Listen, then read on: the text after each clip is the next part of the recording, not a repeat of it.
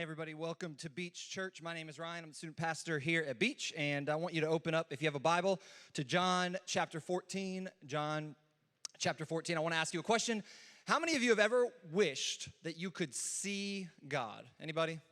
Anybody ever wish you could see God or really understand God better? Most of us at some point in our lives kind of wonder, like, what is God like? Or we might say, you know, if I could just see him, I'd believe stronger. My faith would be stronger. And it makes sense, right? Because we serve this invisible God, and there are supernatural things that are a part of his story, and it's like hard to wrap your mind around. And it's like, if I could just see him like I see a human being, maybe then I could really understand. Maybe then my faith would be stronger. Maybe then I could believe and follow after him. And this is not a new question. This is a question that was asked even in Jesus' day, even by his best friends, his disciples.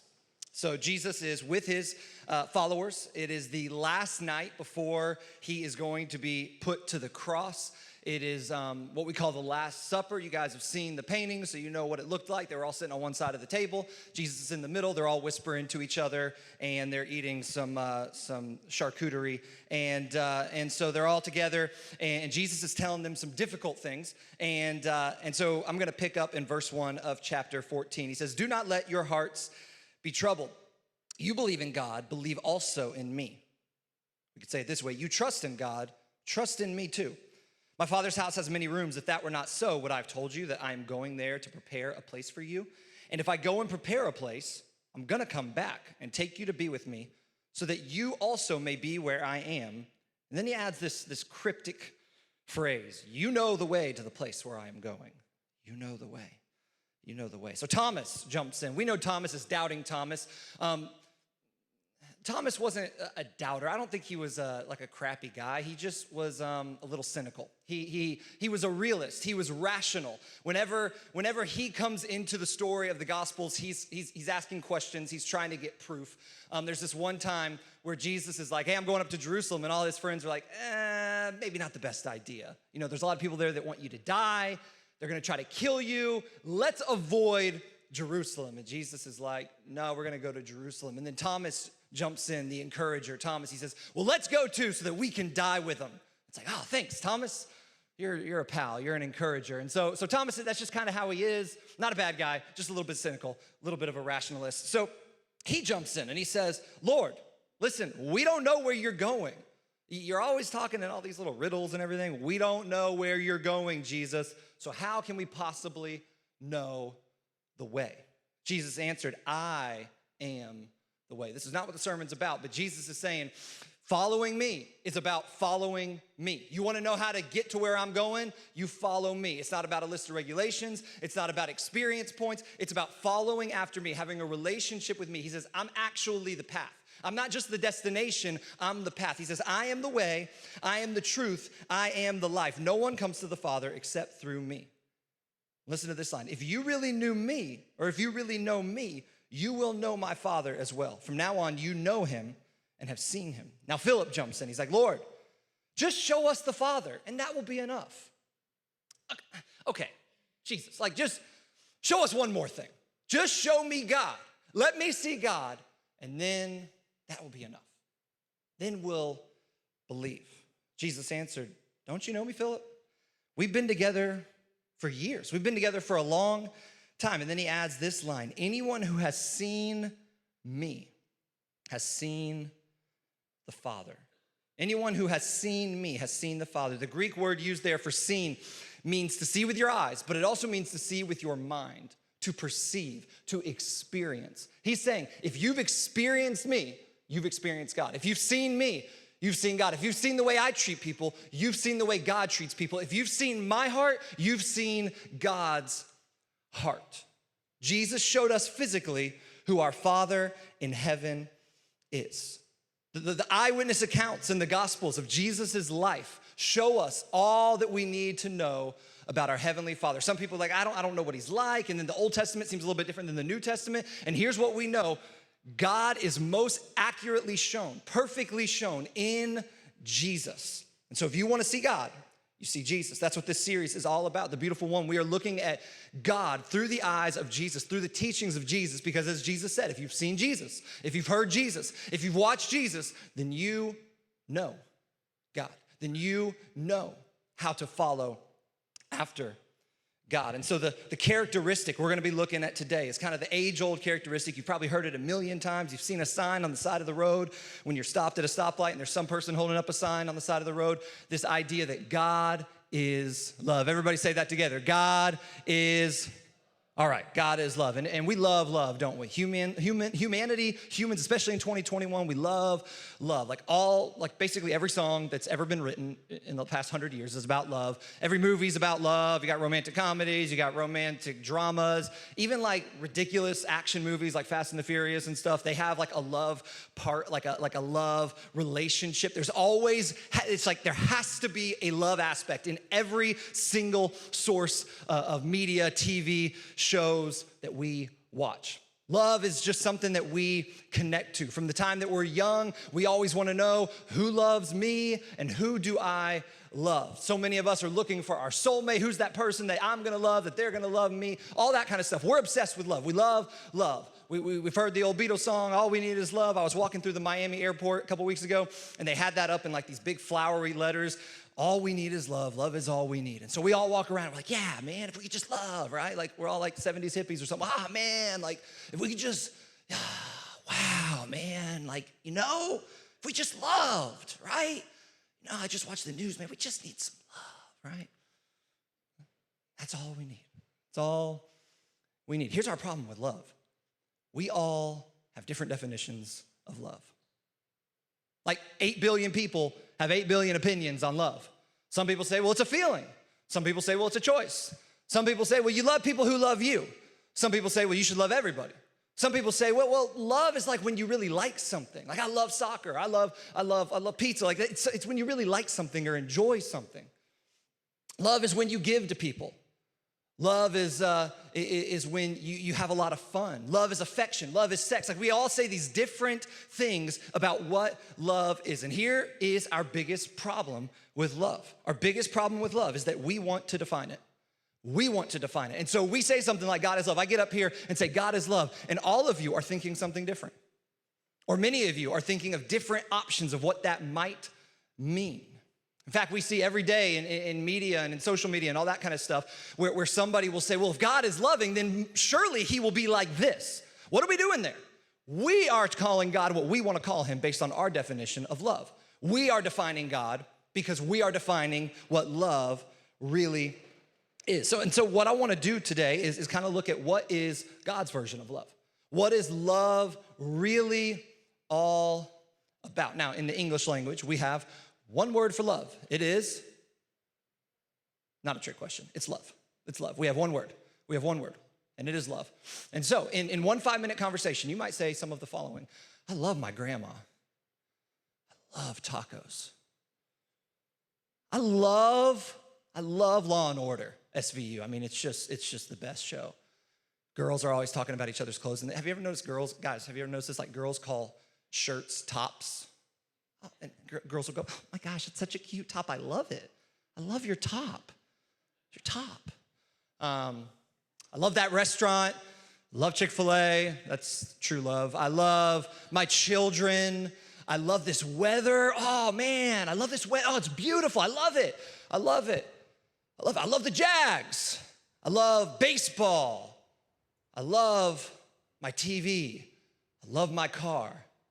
I love my new pair of shoes. I love. We say all these different things that we love, and it can be a little confusing. I imagine if you're not an English speaker, as you're learning English, you're like, wait, so explain this to me? We know it's all about context, right? We know that it's all about what was said around it. And we understand, like, hopefully the love for a child or a spouse is different than the love for a hamburger. Like, we get that as English speakers. We kind of pick up on the context clues. But we only have one word.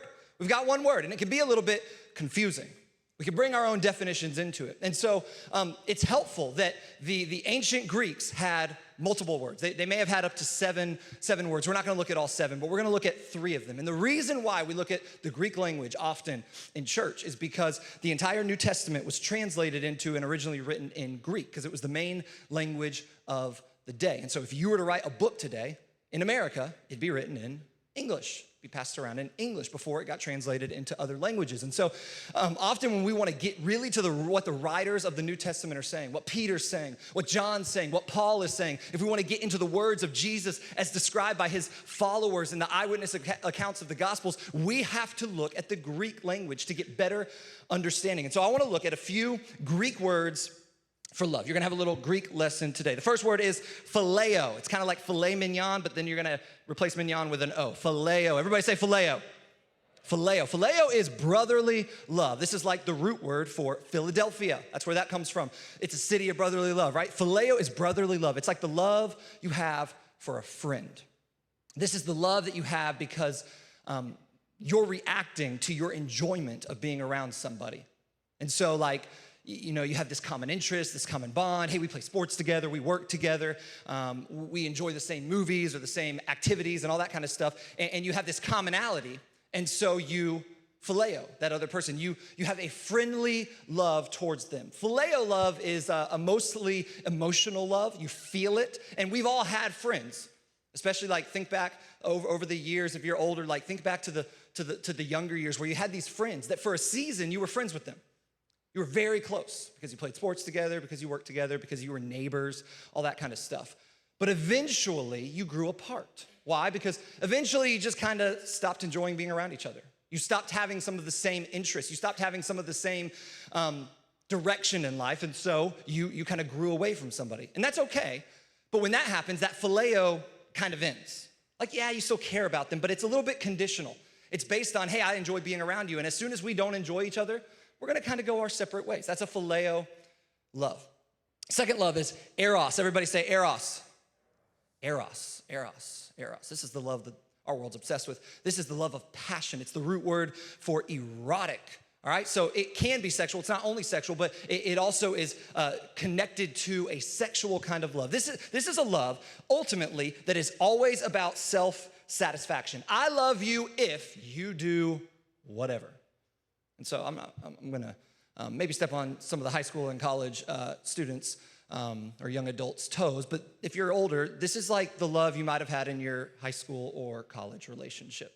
It was a love that was kind of like, man, I love being around that person because I get social points. I get popularity points. I love being around that person because they have money and access to money. I love being around that person because they play a certain sport. I love being around that person because they are attractive. And all my friends, when I'm around my guys, are like, oh my gosh, your girlfriend's so hot. Wow, you're so lucky. All that kind of stuff. I love them because of something they can give me. I love them because of the sex. I love them because of our sexual relationship. This is amazing. I love them if they do A, B, and C. But as soon as it ends, I'm done. It's a love that's all about you. It's a love that's all about you. This is very emotional, very passion-driven. It is highly conditional. Because again, as soon as you don't get what you want, as soon as they lose the job, as soon as they lose the looks, as soon as you don't enjoy being around them, as soon as your friends are kind of tired of them, you kind of just walk away. And when it's not convenient to you, you're done with it. Eros is a very conditional love. It's a love that looks for what it can receive. Then there's a third one that I want to look at this morning. And it is a love called agape. Everybody say agape. Now this is the version of love that God is. That God is. When we say God is love, this is the word that we should use. Here's what agape love is. It is an unconditional love. An unconditional love. While eros is highly conditional, and even phileo is somewhat conditional, agape is unconditional. Agape looks to sacrifice, to be self-sacrificing. It delights in giving. So like there's one more piece of pizza left. Agape love doesn't just say, wow, I mean, can we split it? I really do like pepperoni. Come on. I mean, well, no. Agape love says, wow, I want you to have this. Well, are you hungry? No. Don't worry about me. I want you to have this. I know you like it. I know you enjoy it. It delights in giving. It doesn't give out of obligation. It delights in giving. It desires only good for the other person. Now, this is where we often get confused about God. Because when we think that love is doing whatever we want, we think that God should do whatever we want. And so when we hear a teaching that doesn't agree with our opinions, then we're like, well, God, that's not loving. God told me to do something that, not to do something that I want to do. Like that's not loving. Listen, agape does what's good for the other person, no matter what it means for itself. Agape says a hard truth to somebody, even if it puts the relationship at risk. Because it wants what's best for the other person. So like, if you're about to walk off a cliff, someone might be like, hey man, you should step away from the cliff. Hey bro, hey, watch out. You're kind of getting a little bit close to the edge. But eventually, what do? They grab you by your shoulders and pull you back from the ledge if you're about to step off of it. Why? They're not worried about, oh my gosh, what'd you do? You threw me down in the dust. Like, what was that? No, you're worried about, you were about to die. And so I had to do something drastic. That's agape love. It's saying what needs to be said. It's showing someone that, hey, even if you think I'm not being loving right now, I really am. It's the parent who, when their child is about to walk onto a busy street, pulls their kid back. And no one calls that abuse. No one says, I can't believe you jerked your kid away from the road like that. We say, oh, you saved your kid's life. Because they would have walked into traffic to go get their toy or to go where they wanted to go. And you saved them. And it may have looked a little rough. And they may have been shocked for a moment. But they'll realize one day that it was what was best for them. Agape loves when the other person is unlovable, unkind, unresponsive. And here's the big thing. Agape is a love of choice. You have to choose it. Sometimes you might feel it, but not always. You have to choose it. Eros is a love of emotion. Phileo is a love of emotion. Agape is a love of choice. You must choose it. And that's why Jesus can command it. Can't command a feeling, but you can command a choice. Agape is unique to the teachings of Jesus. John MacArthur says this: agape love is the greatest virtue of the Christian life. Yet that type of love, this is so important, that type of love was rare in pagan Greek literature. So it's a Greek word, but it was rare outside of the New Testament. And here's why.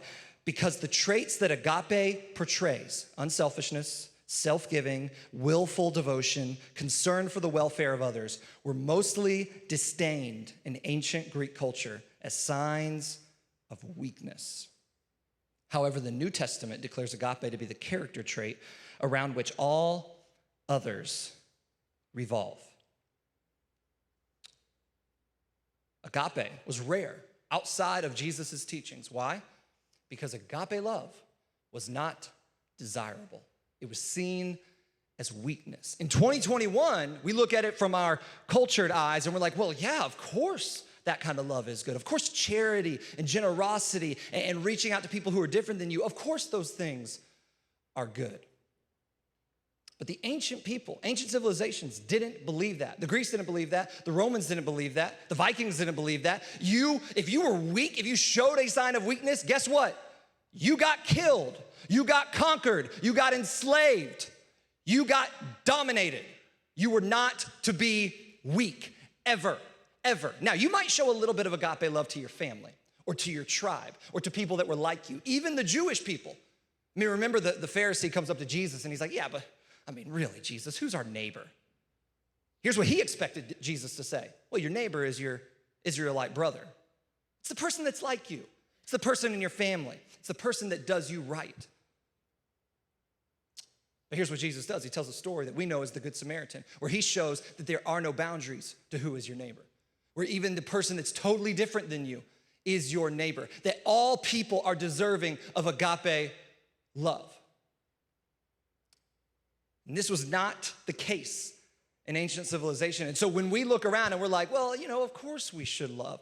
Do you know where we get that from? It's not because we've evolved to some higher humanity than 2,000 years ago. It's because we were taught. Because Jesus taught it and his disciples spread it, and they wrote about it, and they taught churches and planted churches all over the ancient world that taught this type of love as something that was to be desirable. Because when Romans threw away babies because they were girls or because they were disabled or because they weren't what they wanted, the Christians went out and got them. When people were sick, the Christians went to help them, and it didn't matter your race, and it didn't matter your nationality, and it didn't matter what you believed, and it didn't matter your religion. It didn't matter at all. Because all people were deserving of it. Do you know where we get that from in our culture, 21st century? We get it from Jesus. Not from the Greeks, not from the Romans, not from the Persians, but from Jesus. One place and one place alone. The pagans did not like agape love. Jesus did, and he taught it, and he called us to it. Jesus, when he teaches about love, uses the word agape. Paul, when he wrote about love, uses the word agape. The famous wedding scripture that everybody reads, whether they follow Jesus or not, they're like, love is patient, love is kind. Guess what word Paul is using? He's using the word agape. The word agape, either in noun or verb form, is used 261 times in the New Testament. Very rarely outside of the New Testament, but 261 times. When John, in 1 John, says God is love, God equals love, guess what he's saying? God is agape. Not your version of love, not a feeling, not a conditional type of love. It is agape love. This word tells us everything we need to know about the love of God. We are not called to define love. We are called to look at the teachings of Jesus and see what agape is all about. Well, let me tell you about this kind of agape love. Let me show it to you in two ways. How many of you are Jaguars fans? Raise your hand. Go Jags! Trevor Lawrence. Welcome to Jacksonville, Trevor Lawrence. If you want a home church, come to Beach. We'd love to have you. I won't be weird about it. Other people might get you to autograph their Bibles. I won't be weird about it, I promise. But yeah, go Jags. How many of y'all are Jags fans? Raise your hands, be proud. How many of you would keep your hands up if you're a diehard Jags fan? Yeah, I saw John walking. Everybody look back. John's got this Jaguar foam hat. I don't know why he's wearing it today. Maybe he knew I was preaching about this. I don't know. But yeah. Some of you are diehard Jags fans. Like ride or die. I don't care what happens. Let me give you a few numbers. 7 for 26. 7 for 26. 7 times in 26 seasons, the Jaguars have made the playoffs. In the past 21 years, 3 times. Franchise record of 177 and 239. Last season, 1-15. They have done nothing to earn your love on the football field. I love the Jags. I'm not making fun of them. Listen, they just haven't done much to deserve your love on the field. Great in the community, all that kind of stuff. But on the field, how much have they really done to deserve your love? Not much. And yet some of you spend hundreds and thousands of dollars on their t-shirts, on their foam hats, on their jerseys, and then the player's gone like 2 days later. You're like, what do I do with this? On the tickets, on the concessions, on the parking. Some of you wore a mask in 95-degree weather last September to watch a 1-15 team lose by 30. You love the Jags. That is agape love. It's a love that does not warrant winning, that does not warrant conditions. It's easy to love the Patriots. It's easy to love whatever team Tom Brady goes to because they win the championship every year. It's easy to love the Yankees. It's easy to love the Alabama. It's easy. They win every year. It's hard to love. It's hard to love the Jags. That takes agape love, not based on conditions, but unconditional. Unconditional. Self-sacrificing. You wanna know what agape love is? It's diehard fans for a team that doesn't win very much. That's agape love. How many of you are parents? Raise your hand. Look at that. Okay, we got a few more parents than Jags fans. Okay, so parents.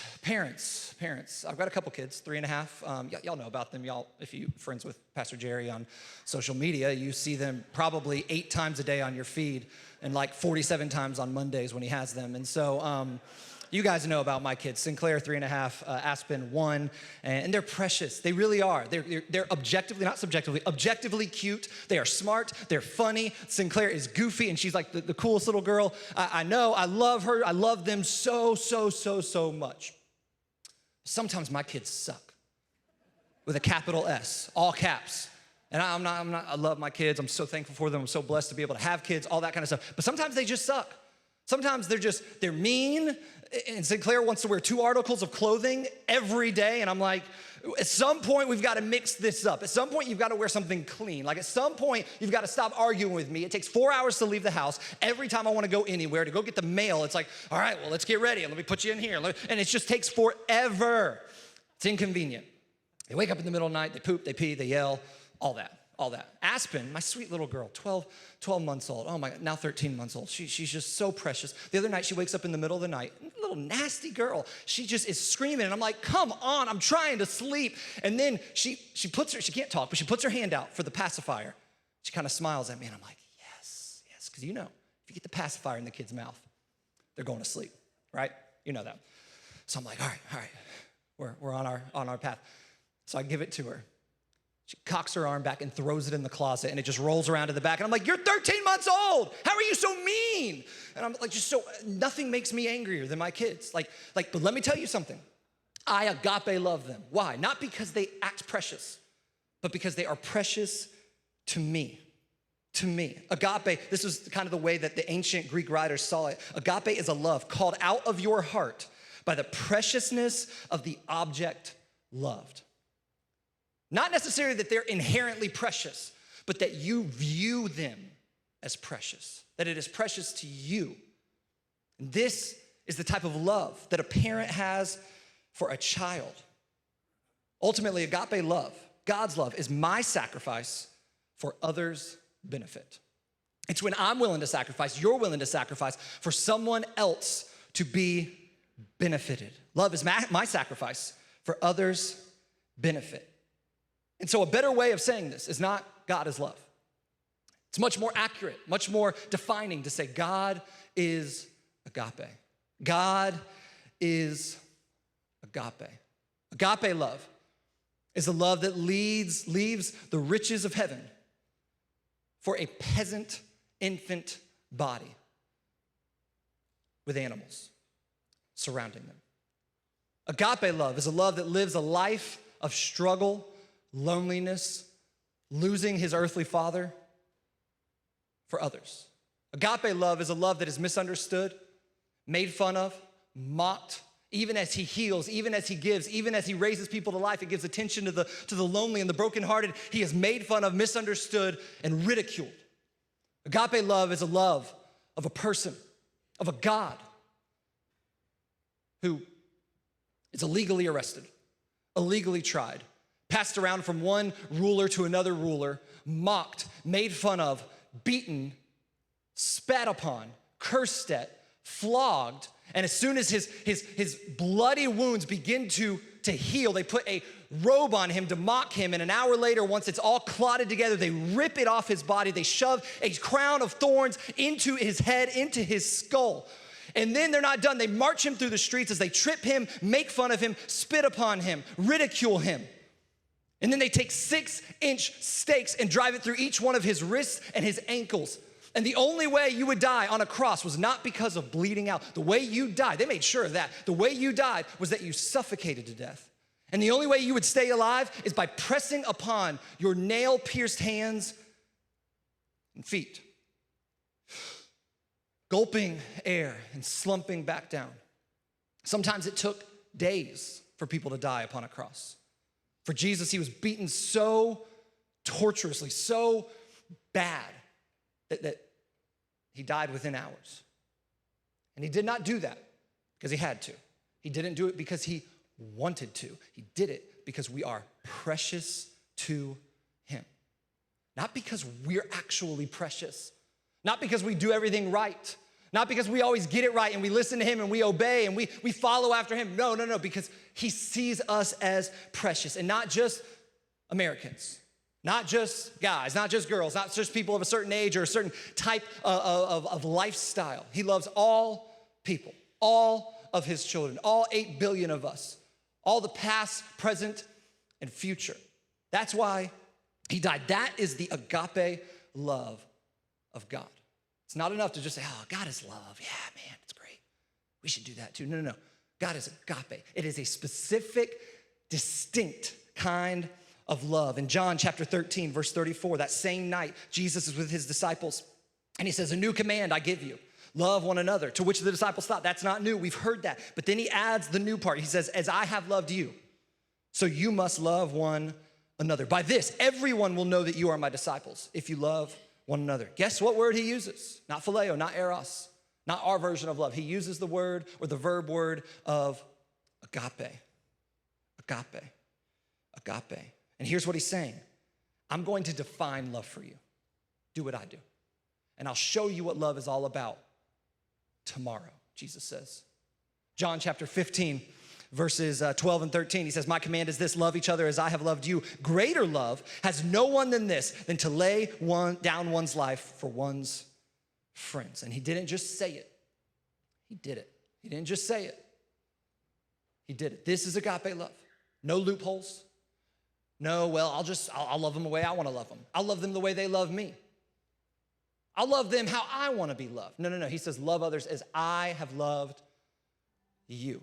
And then he went out and he showed them what it looks like. In this verse, John chapter 13, verses 34 and 35, Jesus is telling us something about a relationship with him. If you're a Jesus follower, listen to this. If you're not a Jesus follower, you don't have to worry about this part. Just know that God is love, and I want you to continue seeking after God and seeing what he has for you. But if you're a Jesus follower, notice this. Your love for God, Jesus says, should affect your love for others. This is our problem. We want to love God and not other people. We want to base everything around experience. Well, I've been involved in the church for 34 years. Do you know how many scriptures I've memorized? How many Bible studies I've taken? How many Christian books I've read? You know about all my little Christian signs in my house? Jeremiah 29:11. For I know the plans I have for you, declares the Lord. I got that above my bed. As for me and my house, we will serve the Lord. I got that one above my couch. I got that one above my couch. We want to base Jesus. And I'm not making light of those things. I'm not saying they're bad. I'm just saying that's not what Jesus pointed to when he said, that's how people will know you. Not by your t-shirts, not by your bumper stickers, not by the church experience, how many trips you went on, not by how much knowledge you have, but by your love for others. And not our version of love, but God's version of love. He told a first century audience that did not believe in this type of love, that this is the type of love they would be defined by, that they would be defined by. And Paul got it. Because when Paul, the early critic of Christianity, the guy who killed Christians, who approved of arresting Christians because he hated the movement of Christianity, he saw it as an affront to his faith system. When he encountered Jesus, he totally changed. And when he wrote about love in the famous 1 Corinthians 13 scripture, here's what he says about agape love. And again, he uses the word agape every time. He says, man, if I speak in tongues, languages of men or of angels, if I speak in supernatural languages, man, if I can preach, if I can talk, if I can convince, if I can persuade, if people think I'm an amazing person, but I don't have love, I am a resounding gong or a clanging cymbal. You ever have your parents when you were little come into your room and beat a spoon against a pan to wake you up in the morning? Remember how that sounded, how that felt? This is how we sound when we have the most beautiful gift in the world, but we do not have agape love. He says, man, if I have the gift of prophecy, I can tell the future, I can speak the secrets of God, and I can fathom all mysteries and all knowledge. I know everything about the Bible and theology and verses, and if I have a faith that can move mountains, wow, but I don't have love, I'm nothing. I'm nothing. I don't have agape, I'm nothing.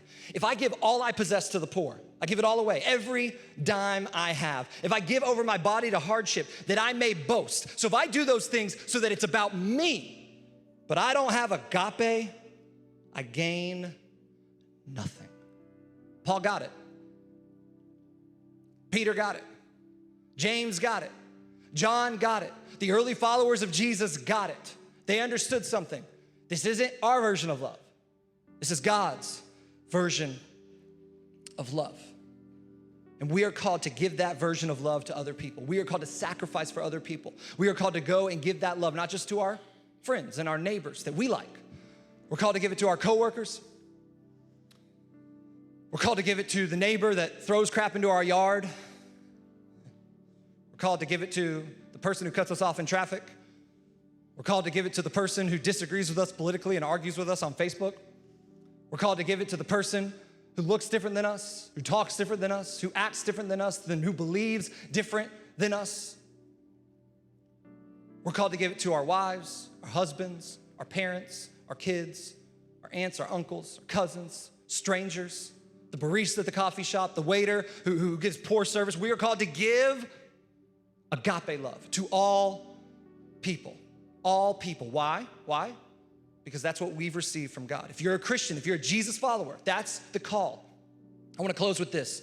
Last semester, we did this series in student ministry called Love Is. And we took 1 Corinthians 13, verses 4 through 8, and we took each statement, love is patient, love is kind, and we broke each one down into a full week's sermon, and we broke down what it really meant, and we kind of broke down what what does this mean for us?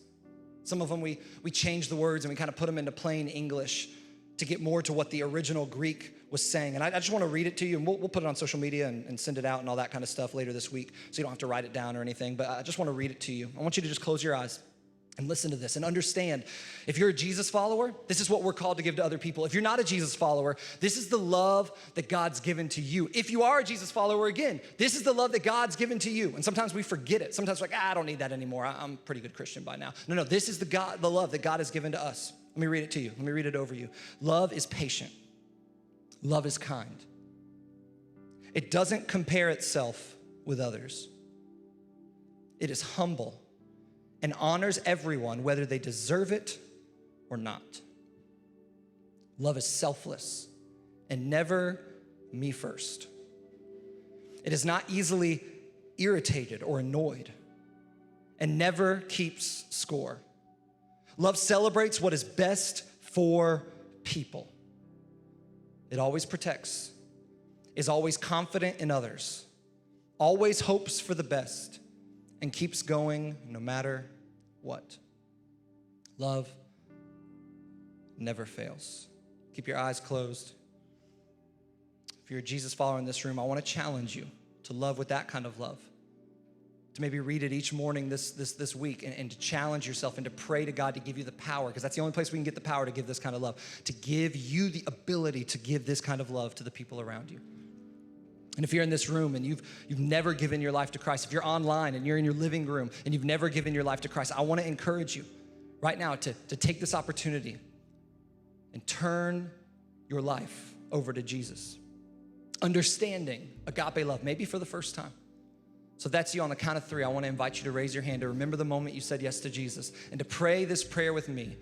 My words aren't special, but the faith in your heart, the trust in your heart, the decision in your heart to follow after him, that's what matters, and confessing it with your mouth. So if that's you, on the count of 3, raise your hand, whether it's here or in your living room or wherever you're listening to this.